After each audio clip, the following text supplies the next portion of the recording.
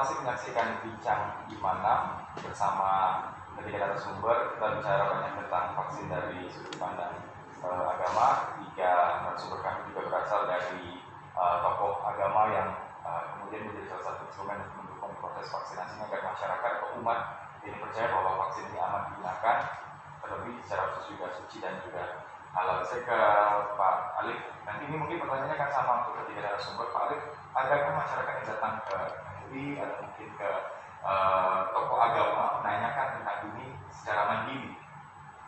Kalau datang ke MUI secara mandiri belum ada.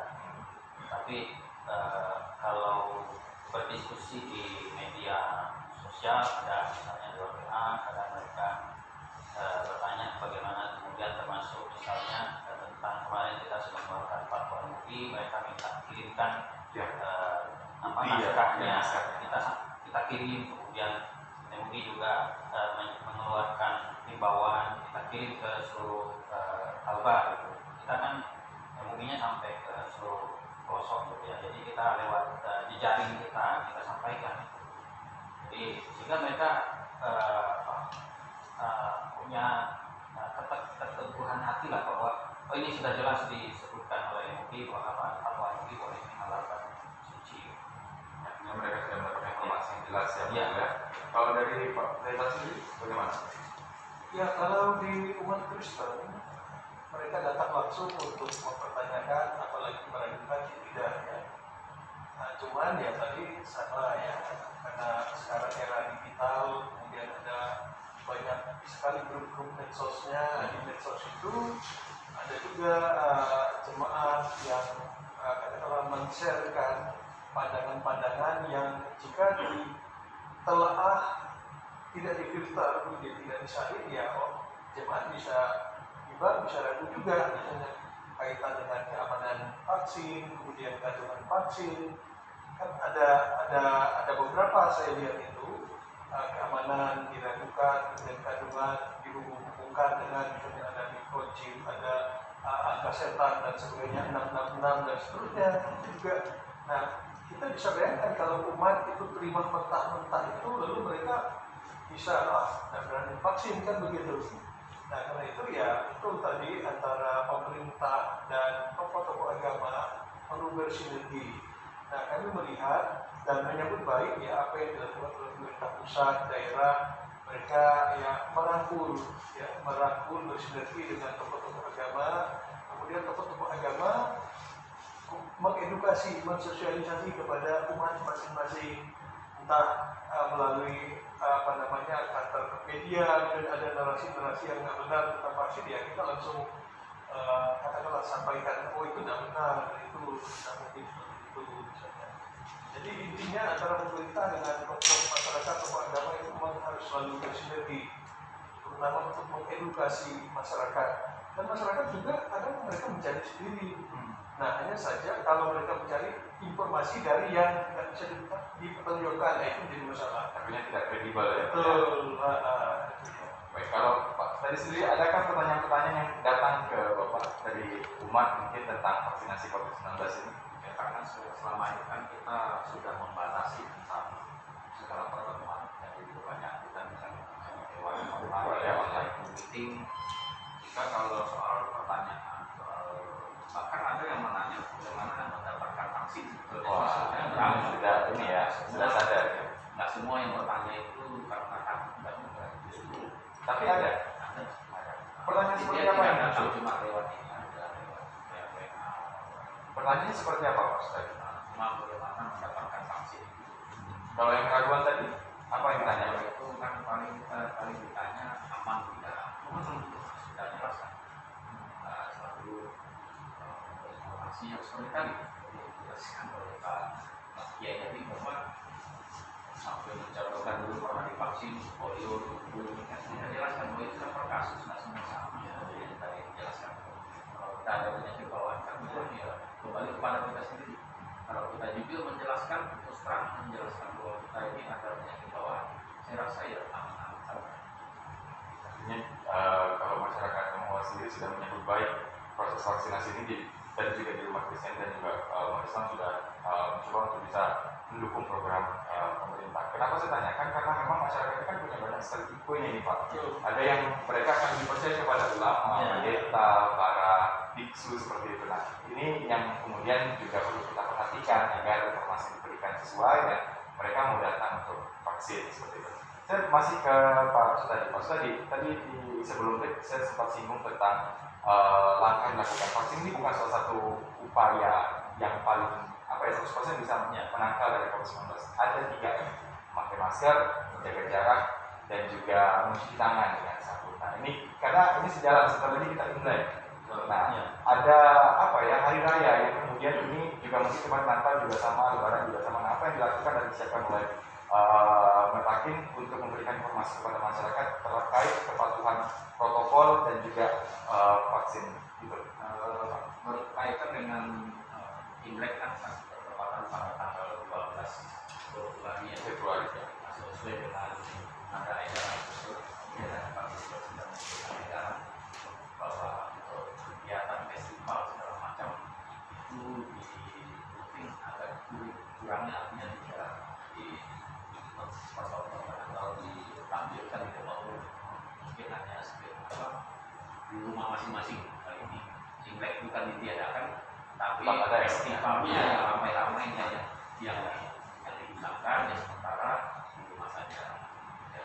Artinya begini, karena menyangkut masalah kesehatan tadi sesuai dengan tema yang kalau rakyat sehat negara kuat. Ya. Kalau dalam kita boleh kita kutip dalam ajaran agama, apabila kita ingin maju bantulah orang lain maju. Jadi kalau kita ingin negara ini baik dan kuat, kita masyarakat ini juga harus membantu. Nah itu dengan cara menjaga kesehatan. Demikian juga kalau negara ingin rakyatnya baik, makanya juga harus memperhatikan kesehatan masyarakat. Jadi sebetulnya tidak bisa sepihak, harus saling membantu. Jadi artinya antara pemerintah dan rakyat itu harus ada kerjasama. Yang tadinya pemerintah sudah siapkan vaksin, disuruh vaksin nggak mau, itu nggak bisa. Jadi kita mesti terima. Artinya ketika kita menerima vaksin untuk jaga kesehatan diri kita, selain menjaga diri kita, tadi sudah dibilang jaga keluarga juga termasuk untuk negara. Artinya biar negara kuat. Kalau kita semua sakit pusing negara kita kan begitu. Saya rasa seperti itu. Kalau untuk kursus ibadah mungkin Pak tadi dibatasi, tapi tetap ada ya. Tapi tetap ada di wihara yang dapat dilaksanakan. Oke, baik. Saya mungkin ke Pak Pendeta. Pak Pendeta, beberapa hal penting yang mungkin ingin disampaikan kepada umat terkait vaksin COVID-19 yang mungkin kita semua akan mendapatkan yang sudah masuk dalam data-data yang disiapkan oleh pemerintah. Apa hal penting yang disampaikan kepada umat Kristen terkait vaksinasi? Ya, baik. Pertama, PGIW mengimbau mendorong umat Kristen khususnya untuk benar-benar mendukung program vaksinasi karena vaksin ini salah satu upaya ya solusi dari kita, masyarakat kita, bangsa kita untuk memutus rantai penyebaran COVID. Sembari juga tetap taat ya melaksanakan protokol kesehatan, masker, jaga jarak, cuci tangan, jauhi kerumunan, gitu ya. Nah, karenanya kami juga terus-menerus mengimbau mendorong umat kami untuk jangan ragu divaksin. Dengan catatan ya tadi syarat-syarat vaksin mereka tidak harus tahu. Nah, jangan sampai mereka menerima vaksin tapi dalam kondisi yang tidak memenuhi syarat. Nah, karenanya hak masyarakat dan itu juga salah satu tugas pemerintah dan tokoh-tokoh agama untuk mengedukasi masyarakat, mensosialisasi syarat-syarat vaksin termasuk efektivitas keamanan vaksin.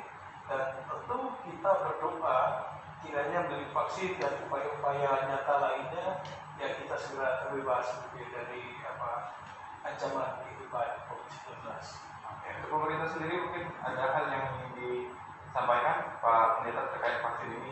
Ya, kita berharap kepada pemerintah untuk ya membuka diri bukan hanya pada Sinovac, mungkin juga vaksin-vaksin jenis lain yang mungkin bisa mengakomodir karakteristik. Ada yang hanya bisa menerima dengan syarat tertentu, misalnya Sinovac tadi. Tapi manakala ada vaksin lain mungkin bisa merangkul orang tua atau anak-anak atau yang punya penyakit atau bisa divaksin, barangkali pemerintah juga bisa ya kita harapkan membuka diri lah dengan lembaga vaksin dunia gitu pada kala bisa mengakomodasi kebutuhan yang ada di masyarakat kita. Saya pikir begitu. Tapi intinya kita mendukung penuh program pemerintah untuk keamanan keselamatan bangsa dan negara. Untuk informasi seputar vaksin yang sama saya tanyakan tadi ke Pak Sudadi, apakah juga diberikan ke para pendeta? Oh iya, memang misalnya kemarin di istana kemudian di Kultural kita juga dihubungi oleh pihak pemerintah untuk menjadi ya katakanlah percontohan. Maksudnya supaya kalau pemimpin gereja agama sudah ikut divaksin yang memenuhi syarat tadi, maka ya umat masyarakat ya karena tidak ragu lagi gitu ya. Dan kita berharap ke depan semoga bukan hanya di masyarakat tapi juga swasta juga mengadakan hal yang sama sehingga masyarakat punya akses misalnya untuk vaksin mandiri gitu. Saya pikir ini penting antara swasta dan pemerintah. Beragam upaya lah dilakukan ya untuk bisa memutus mata rantai COVID-19 di Indonesia, khususnya di Kalimantan Barat. Pak Zul, ini yang kemudian mungkin akan lebih saya rasa agak lebih fokus gitu karena masyarakat butuh beberapa informasi terkait susi dan halnya harus disampaikan secara clear dan bisa diterima oleh masyarakat. Nah, kalau dari Pak Zul sendiri ada hal penting yang disampaikan ke masyarakat untuk vaksin khusus untuk umat Islam? Ya, pertama silakan dibuka di website MUI Nur.id. Di situ ada fatwa MUI nomor 2 tahun 2021. Di situ dijelaskan bagaimana fatwa itu sampai keluar. Kemudian juga ada berita-berita bagaimana kronologinya, edukasinya juga ada di situ. Silakan dibuka. Kemudian yang kedua, hindari dari menyebarkan berita-berita bohong terkait dengan vaksinasi ini. Kemudian percayalah bahwa tidak ada sama sekali niatan pemerintah untuk mencelakai warga negaranya. Saya yakin mungkin 100% bahwa pemerintah pasti ingin melindungi, menyelamatkan warga negaranya. Dan ini salah satu upaya pemerintah untuk melindungi masyarakat dari penyakit dari wabah ini. Jadi percayalah bahwa ini adalah usaha serius, usaha yang betul-betul melalui tahapan-tahapan yang kredibel dan bisa bertanggungjawabkan. Jadi kalau ingin mencari informasi, carilah informasi dari yang terpercaya, dari sumber-sumber terpercaya. Banyak berita-berita yang keliru, ya cukup sampai di tangan kita, jangan disebarkan lagi. Kemudian kalau memang kita tidak ingin, itu kan hak kita untuk menolak vaksinasi, ya jangan memprovokasi orang lain untuk tidak vaksinasi. Nah, dan saya kemarin sudah diikutkan dalam tahapan pertama vaksinasi ini. Saya akan upayakan bagaimana ini menyampaikan kepada masyarakat bahwa ini loh vaksinasi. Saya buat testimoni di Facebook saya dan saya kirim ke berbagai grup-grup WA itu bahwa vaksinasi ini aman, halal, suci, dan tidak ada efek samping yang saya rasakan, saya pribadi. Nah, silakan yang lain ingin mengikuti jejak kita, silakan. Kalaupun hak untuk menolak ya silakan, tapi jangan memprovokasi orang lain dengan menyebarkan berita-berita bohong bahwa vaksinasi bla bla bla bla gitu kan, sehingga program pemerintah untuk melindungi rakyatnya ini lalu tidak efektif atau tidak berjalan dengan baik. Saya begitu. Kalau dari sudut pandang MUI sendiri terkait tadi disampaikan bahwa berita bohong ini sangat gencar di masyarakat. Sebenarnya bukan prediksi tapi lebih kepada apa yang menjadi fokus dari MUI terkait berita-berita yang disampaikan terkait vaksin dari Islam sendiri. Ya, kita sejak karena musimnya berita bohong ini sudah lama. 2017 kita sudah mengeluarkan fatwa tentang bermuamalah di media sosial, bahwa menyebarkan berita bohong bagian dari sesuatu yang haram. Jadi jangan menyebarkan berita bohong, dan jelas itu bisa Al-Hujurat melarang kita untuk ketika ada berita bohong atau berita yang apapun sampai pada kita harus tambahin istilah agamanya, ya cross check. Jadi itu jelas sekali. Kemudian terkait tadi ditanyakan tentang apa menghadapi misalnya ini kan mungkin sebulan 2-3 bulan ke depan kita kan puasa, kemudian Idul Fitri dan segala macam.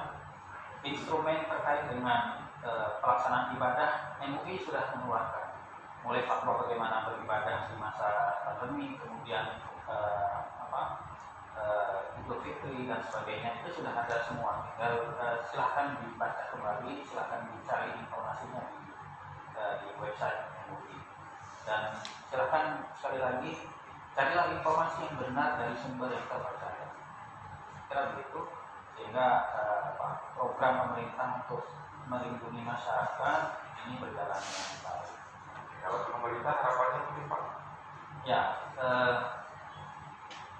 banyak yang kita berharap dengan pemerintah. Tadi disebutkan Pak Pendeta bahwa kita berharap tidak hanya dari Sinovac gitu ya, sehingga tadi karakteristik yang khusus bisa mendapatkan vaksinasi.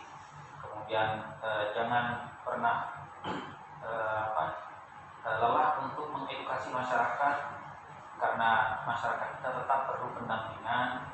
Kemudian kita dari tokoh-tokoh masyarakat atau tokoh agama, organisasi ormas-ormas agama ini siap bekerja sama, siap membantu program-program pemerintah dalam konteks penanganan COVID.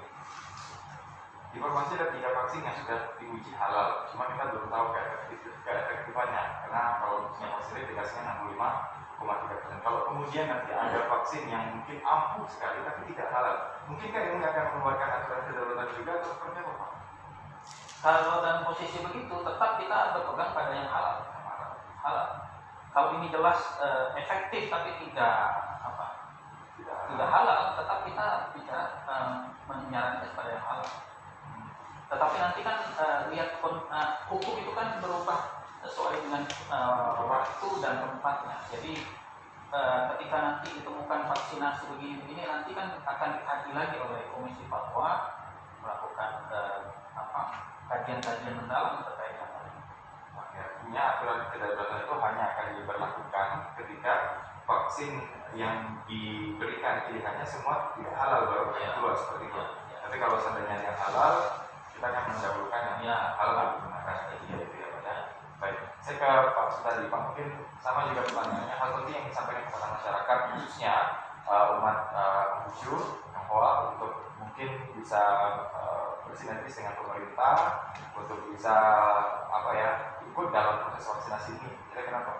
Ya, kepada masyarakat Tionghoa, Kalimantan Barat dan khususnya umat Konghucu, mari kita sukseskan vaksinasi yang telah disiapkan oleh pemerintah.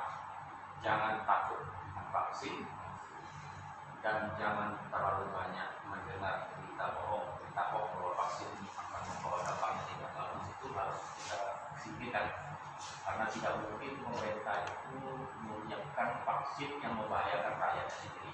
Itu sudah pasti, karena tidak mungkin hal apalagi ini kan gratis ya. Selanjutnya kepada umat Konghucu dan umat Tionghoa, pada tanggal 12 Black saya mengucapkan selamat merayakan tahun baru Black 2572. Imlek tetap jadi, hanya jangan melakukan kerumunan. Dan hari ini adalah merupakan serah terima tikus dengan kerbau. Jadi selama ini tikus ini berpuasa sudah merandakan kita semua. Ya, nanti kerbau ini besok dia mulai bekerja apa yang telah dibikin tikus ini yang dikacau.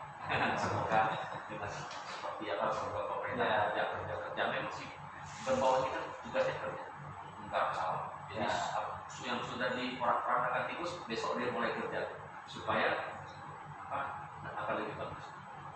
Kalau tikus ini agak mungkin memang tikus kali ini. Kalau pemerintah sendiri Pak, bagaimana? Ya, pemerintah sama, saya pikir harapan kita juga sama. Saya pikir mungkin perlu kita ulangi. Saya rasa sama, sehingga memang pemerintah harus memfasilitasi vaksin. Ketika masyarakat ini sudah siap divaksin, pemerintah juga harus siap menyiapkan vaksin ya. Jangan ketika kita sosialisasi, mari kita vaksin. Tapi vaksinnya tidak ada. Tidak ada vaksin. Baik, luar biasa nih ketika narasumber, terima kasih sudah hadir di studio Bincang 56. Artinya juga sudah memastikan bahwa vaksin ini aman dan siap untuk menjadi mitra pemerintah untuk memberikan informasi kepada umat, kepada masyarakat, tentunya untuk ikut vaksin dan tidak perlu khawatir. Dan pastinya ketiga narasumber ini satu sudah pernah divaksin, Pak Sutadi juga siap divaksin. Dan kalau untuk Pak Pendeta karena penyintas COVID mungkin ada alasan tersendiri sehingga mungkin tidak bisa divaksin. Tapi berharap kepada seluruh umat dan jemaat untuk bisa ikut vaksin ya Bapak-Bapak sekalian. Dan pemirsa tadi Bincang 56 bersama ketiga narasumber kami dengan tema Rakyat Sehat Negara Kuat. Vaksin COVID-19 menurut perspektif agama ada banyak sekali yang kita bahas, mulai dari fatwa MUI yang menyatakan bahwa vaksin ini halal dan suci untuk digunakan oleh seluruh umat Islam, dan bagaimana juga pandangan dari umat Kristiani dan umat Konghucu Tionghoa tentang bagaimana menjaga dan ikut menjadi bagian dalam menyehatkan bangsa dan negara. Karena itu juga bagian dari agama, dari ibadah mungkin ya, Pak Pendeta, Pak Zul. Ini mungkin akan juga menjadi salah satu dari bagian ibadah kita yang kemudian nanti ini kita bisa sama-sama untuk melawan COVID-19 di Provinsi Kalimantan Barat. Pemirsa, demikian Bincang 56. Semoga informasi ini memberikan inspirasi dan hal-hal baik yang mungkin pemirsa bisa dapatkan di rumah. Kami himbau kepada masyarakat untuk tetap menerapkan protokol kesehatan dengan menggunakan masker, mencuci tangan, dan menjaga jarak. Mari kita bantu diri kita, keluarga kita, dan semuanya untuk memutus mata rantai COVID-19. Akhirnya saya Setiadi beserta seluruh kerabat kerja yang bertugas mohon pamit undur diri. Terima kasih, selamat sore dan sampai jumpa.